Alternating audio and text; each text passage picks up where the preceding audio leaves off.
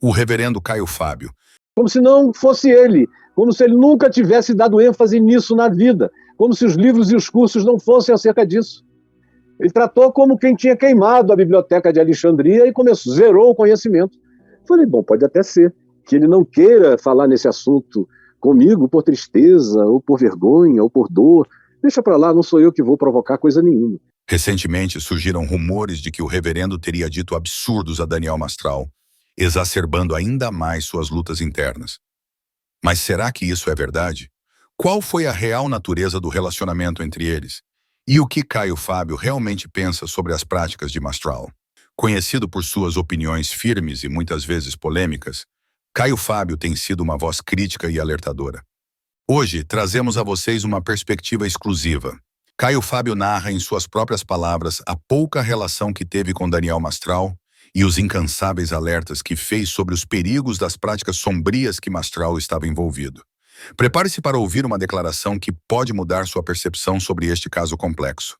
Acompanhe cada palavra do reverendo Caio Fábio e veja como suas advertências poderiam ter sido um farol em meio à escuridão. Muitos anos eu só conheci como sendo alguém que falava muito de Satanás, que dizia que era filho de Lúcifer, era o pessoal que me contava, que ele tinha sido consagrado diretamente a Lúcifer desde criança, e que cresceu como um filho de um satanista. Isso eram as histórias que eu ouvi. Eu nunca li nada dele, embora ele tenha me dado vários livros de presentes, alguns estão aqui em cima, mas eu nunca li nenhum livro.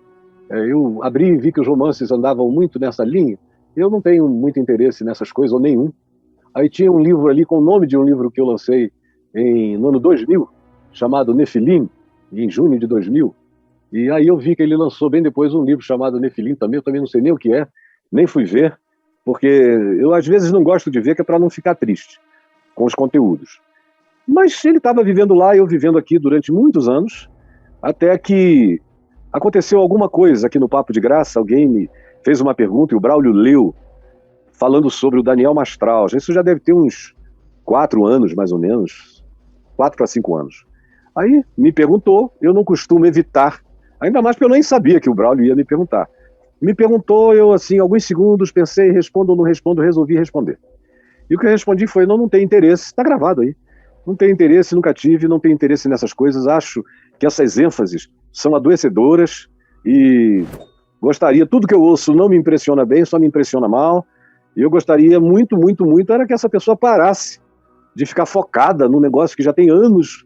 Me dizem que é disso que ele fala, os cursos são sobre isso, as falas são sobre isso, os livros são sobre isso, é tudo mística de satanismo. E filho de Satã, filho de não sei o quê.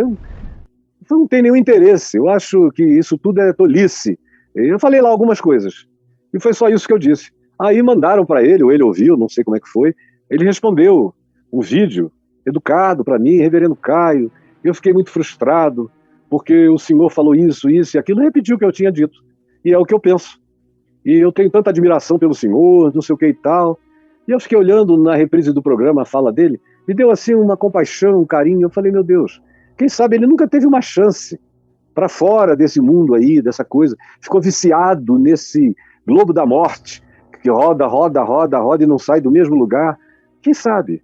Aí eu voltei ao Papo de Graça, e aí pedi ao Braulio para eu responder a resposta dele. Pusemos a questão dele no ar. A fala dele eu respondi, dizendo, olha, eu não quis te ofender. Quem lembra? Quem estava aqui lembra. Não quis ofender, não é a minha natureza ofender ninguém, meu filho. Agora, eu tenho que ser sincero, que essa ênfase eu realmente não concordo com ela, mas eu não quero que você transforme isso numa briga, num confronto. Eu sou um homem da paz. Sou sincero, mas sou da paz. Aí pronto, nunca mais falamos, ele aquietou de lá, eu já estava quieto aqui há muito tempo, acerca dele, porque os anos passaram. E aí chegou o dia 22 de dezembro de... Agora, eu não sei se foi 2019 ou 2020, mas eu creio que foi 2019, que eu estava aqui em casa, se eu não me engano, é véspera de Natal, se eu não estou enganado, era um sábado, alguma coisa assim, e eu recebi um telefonema de um amigo me dizendo, Caio, aconteceu uma tragédia na vida do Daniel Mastral. O filhinho dele, de 15 anos, se colocando a cabeça, o pescoço na linha do trem, que passou de madrugada lá perto da casa deles, e ele teve o pescoço decepado. Aí, meu Deus, me deu aquela dor horrorosa, horrorosa. de quem já perdeu filho e de quem já lidou com essas questões de famílias centenas de vezes, e me deu aquela dor por ele, pela esposa dele. Eu falei, rapaz, se você puder me dar um número desse moço, eu gostaria de ligar para ele, porque eu estou sentindo a dor dele, estou com o meu coração muito, muito oprimido pela angústia dele. Aí ele me mandou um número, eu liguei para o Daniel, e ele atendeu. Ele estava em alguma coisa, ele falou, reverendo, muito obrigado por ter ligado, eu estou no meio de uma coisa aqui, eu posso ligar para o senhor daqui a meia hora, alguma coisa assim, eu não tenho mais os detalhes. Aí ele ligou, a gente conversou, choramos, eu ouvi o choro dele, e derramei minhas lágrimas com ele, e solidarizei completamente. No primeiro dia eu não quis dizer nada, só orei com ele, pedindo paz por ele, pela esposa, e foi só isso. No dia seguinte eu liguei de novo, e eu fui evoluindo até que uns 4 dias depois, ou 5, eu já estava falando coisas que eu achei que podiam ajudá-lo. Tipo, porque o garoto dele, ele descobriu que o garoto era homoafetivo, mas não tinha coragem de falar. Depois ganhou coragem de falar à mãe. E depois a mãe, eu creio que falou ao pai, não é importante esse detalhe. E aí eles, que amavam muito o garoto, não sei como foi o processo, mas chegaram a um ponto em que disseram ao menino, olha, não fique angustiado, porque nós não vamos fazer nada, você está em casa, a gente te ama. Mas o garoto continuou numa grande agonia, dizendo, mas eu não vou querer viver assim, eu vou querer botar a cara para fora. E vocês vão sofrer muito quando eu puser a cara para fora, porque eu passei ouvindo a vida inteira que essa coisa de demônio, tudo isso era Satanás. Então, quando eu disser que eu sou um homoafetivo, obviamente que a acusação é de que Satanás vai estar em mim, porque foi isso que eu aprendi no ambiente desses anos todos de convívio aqui. E a angústia dele não cessava, e o que me disseram é que ele tinha lido um texto sobre Saturnália, que era um texto que o pai tinha escrito, dizendo que os demônios gostavam de adolescentes no dia 22 de dezembro, e, sobretudo, levar adolescentes ao... Aí, muito coincidentemente, eu não sei qual é a relação de causa e efeito, não estou aqui afirmando nada peremptoriamente, só o que eu ouvi, o garoto foi e botou a cabeça justamente no dia onde esses sacrifícios a Satanás eram feitos. E foi aquela calamidade, eu não sei o quanto ele internalizou essa angústia toda como tendo alguma relação com o que ele falou, ensinou, enfatizou a vida inteira, não sei, porque ele nunca me disse. Eu hoje me arrependo de ter falado tanto disso, nunca. Ele já começou a me tratar como se o garoto tivesse feito ele deixar tudo que ele ensinou até então, durante não sei quantos anos, quase 30 anos, porque eu comecei a ouvir falar dele ainda nos anos 90, como se o garoto fosse o bastante para ele deixar tudo para trás. Aí ele já começou a me tratar assim, porque isso, como se não fosse ele, como se ele nunca tivesse dado ênfase nisso na vida, como se os livros e os cursos não fossem acerca disso. Ele tratou como quem tinha queimado a biblioteca de Alexandria e zerou o conhecimento. Falei, bom, pode até ser que ele não queira falar nesse assunto comigo por tristeza, ou por vergonha, ou por dor. Deixa para lá, não sou eu que vou provocar coisa nenhuma. E aí, então, eu continuei a conversar com ele, contei a minha experiência como pai enlutado, falei quais eram as maiores dificuldades, o que ele iria experimentar nos primeiros meses, disse como ele deveria reagir àquilo, tanto ele quanto a esposa. Dei um monte, falei muitas vezes, gravei muitos áudios. Eu ficava angustiado, minha mulher sabe como eu andei angustiado por ele, pela mulher. Eu fiquei com medo que a mulher se matasse, porque a situação psicológica dela estava horrorosa, e ela já era uma pessoa deprimida, tanto quanto o filho, entrou numa depressão. A meu ver, a depressão dela tinha a ver com aquele estilo de vida, vivendo nas sombras, vivendo entre demônios e anjos raros, aquela coisa ali, muita ameaça de tudo. Não tem mente que aguente uma opressão dessa. Ele é uma pessoa a quem eu ajudei algumas vezes, no tempo que ninguém queria ajudar. Agora, eu não sei como é que o Daniel Mastral vive. Eu não sei o que ele faz. Aliás, os conselhos que eu dei a ele, ele desobedeceu quase todos. Praticamente. Quando o filho dele se suicidou, eu sugeri que ele ficasse quieto um tempo e fosse rever todas as questões do filho dele. E ele não deu tempo a si mesmo, jamais.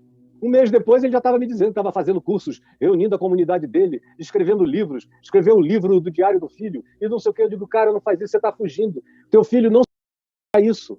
Ele estava dando um grito para você ouvir, para sua esposa e você ouvir, e não faça isso.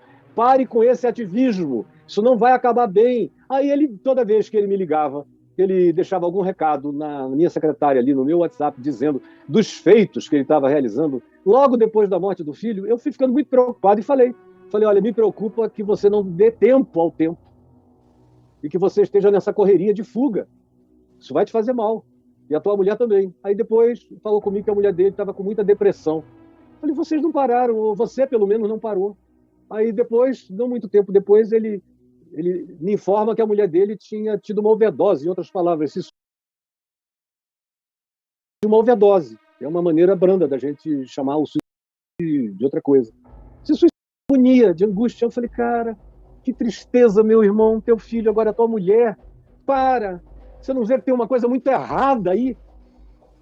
Se eu tivesse um filho que se suicidou daquele jeito, com todos os simbolismos que o garoto dele usou para se suicidar, vinculado às coisas que ele escreve sobre Saturnália e outras coisas mais, no dia da Saturnália, 22 de dezembro, isso e aquilo, e o meu filho fosse para a linha do trem, pusesse o pescoço e cortasse a cabeça, eu não sei, eu ia passar muito tempo querendo entender o que de errado eu estava fazendo da minha vida. E é fácil.